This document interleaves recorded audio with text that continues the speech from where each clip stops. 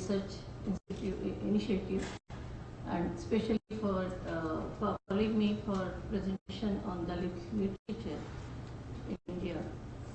My special thanks to Professor William Darity and Dr. Honda, who has given me this opportunity.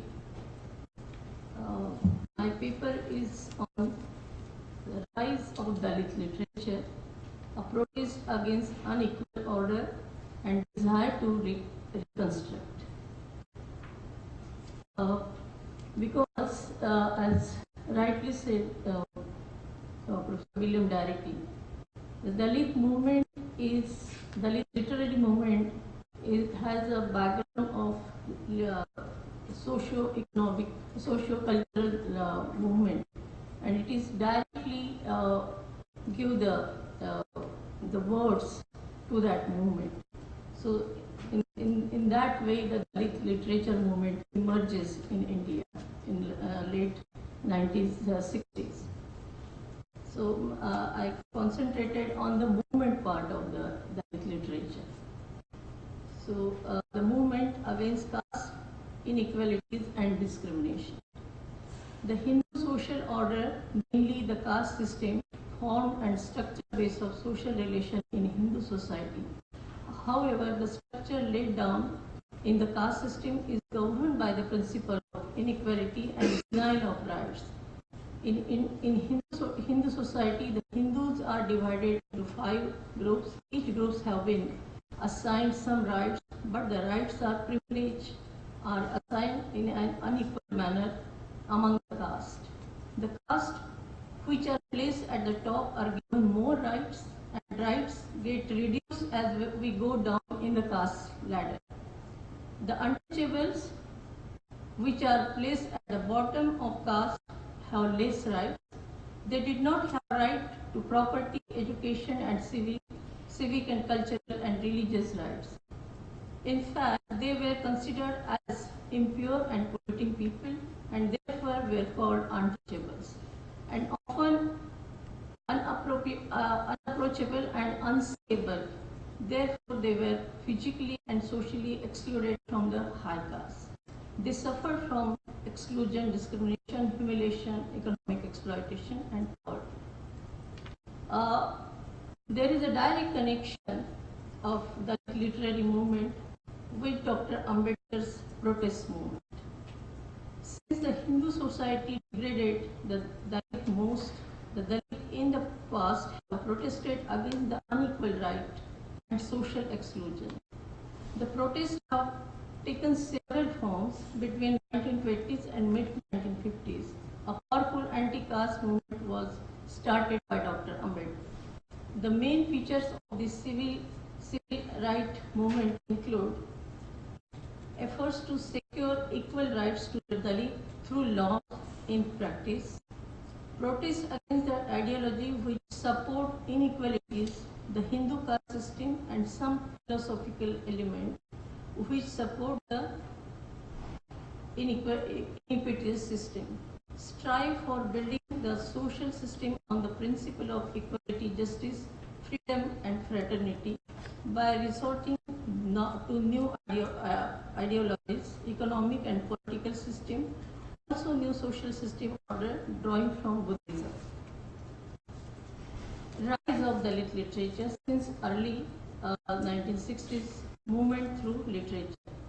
This anti-caste and untouchability, which began in 1920s and went up 1960s, led spread of education among the Dalits, although in limited way. Those who received some education came with full of self-experience of discrimination. Many of them settled in urban areas. The anti-caste movement also led to the emergence of the literary movement, which began in the mid-1960s. And this is the same period when Dalit Panther was emerged in Maharashtra. The first generation of the educated Dalits started this movement and expressing their agony and pain and discrimination through their writings. And this is it was a direct impact of Black Panther. It shows that it is not the same period, but it was directly taken from the Dalit. The Dalit Panther has been taken the concept from Black Panther. The Dalit literature movement is another expression of anti-caste movement which first began in the state of Maharashtra. The Dalit literature movement has now spread in the other languages in the country. What does the Dalit literature express? What does literature seek or desire? Dalit literature has three aspects to it. Firstly, the Dalit literature expresses the experiences of untouchables, excluded life. It depicts the experiences of discrimination, exploitation, pains and poverty and deprivation.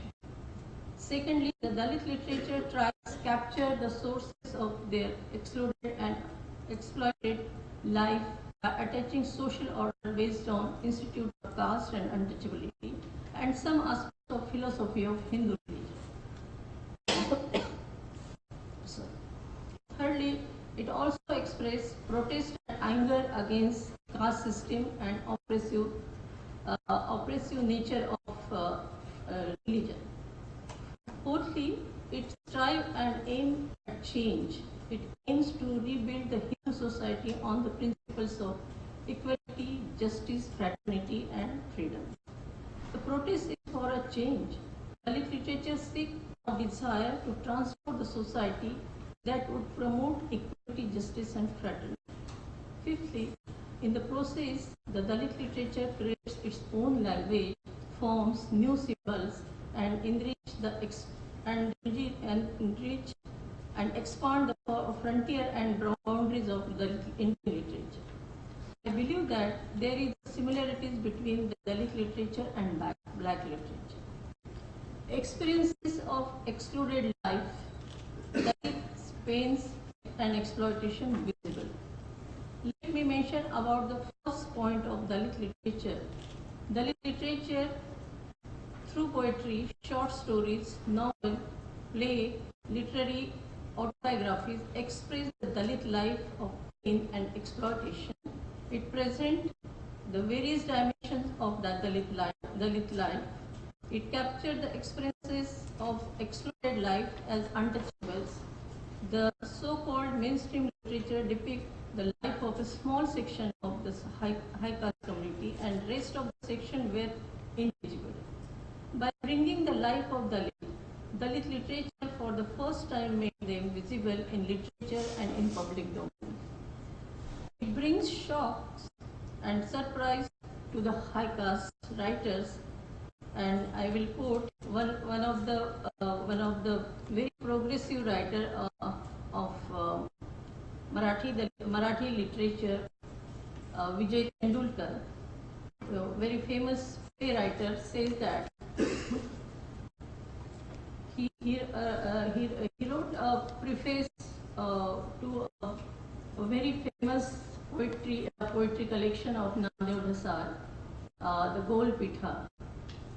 He writes, just a few steps away from my world, there is a world full of torture and torment, which I never knew.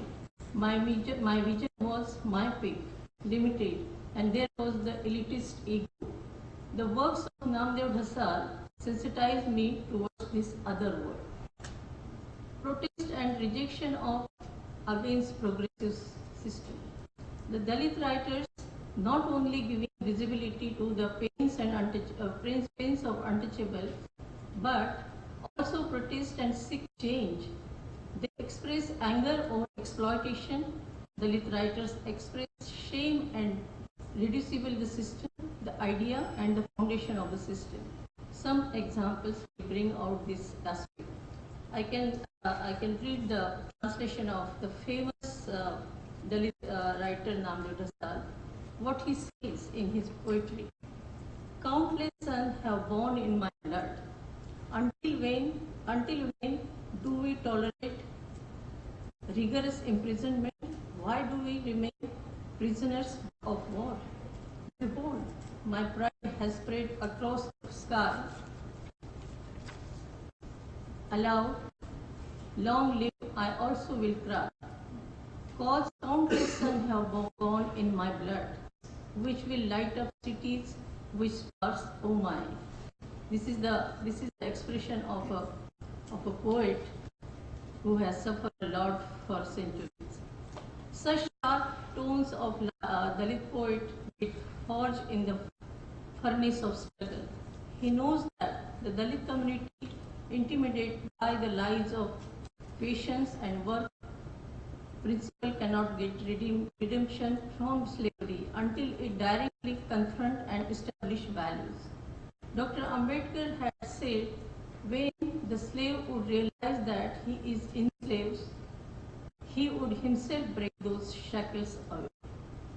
A powerful Punjabi poet, Madan Mira, has used the strength of a horse as a symbolic of painful experiences and the power of hope for liberation. He says, I quote his poem, the horse has only a head to nod, a soft back, and 4 legs to run directionless. It runs on the order of the rider. It stops at the rider's behest, knees on the rider's command, sits, listens, sees, all at rider's call. It knows not that with its feet it can dig up the earth and hit the rider's heart. I think this is the powerful expression of a poet to his expression. The Dalit poem is not just a poem. It is an ideological exercise to bury the age-old Hindu traditions, creating disparities. This struggle for human rights is against that inhuman system which demands human dignity and creates the parasite's culture. It is such a weapon with which Dalits' hope for liberty and self-determination comes out. Dalit literature seeks equality and dignity.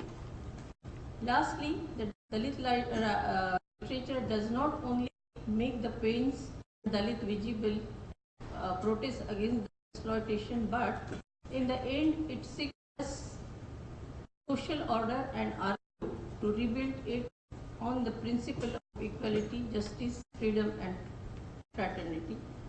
For the millions of Dalits who have followed Dr. Ambedkar in converting from the Brahminical creeds of their ancestors to Buddhism, a central intention has been an explicit rejection of the Hindu notion of unseen gods and rule people's lives, and of karma and the rebirth of an eternal soul that continues with Hindu saints from one lifetime to another. They reject that fatalism, ritualism, and the religious principles and culture that deny them equal status and dignity in their social relations with others. For other Dalits who have been influenced less by Buddhism, it has been Ambedkar's and others embraced the secular democratic principle that has led them to a rejection of caste discrimination and oppression. With its equity-seeking goal, the Dalit literature offers their contribution to this social transformation process of modernization and nation building. This is significant but important step towards the transformation recorded and heralded by Dalit literature. The efforts of Dalits, along with others, to reconstruct contemporary social relation and moral, Buddhism, economic equality and secular democracy.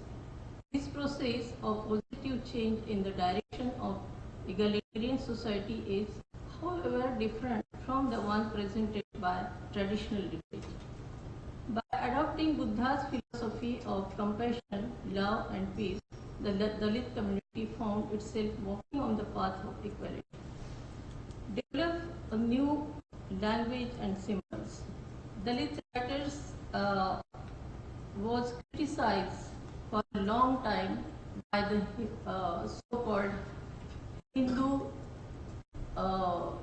critics, especially in Hindi literature, and they did not recognize that this is a new form of writing is coming out, and they should be acknowledged, they should be welcomed. So the Dalit writers could not stop. Nobody can stop them writing about their history and their pain and agony and pain. But in that process, what Dalit writers develop their own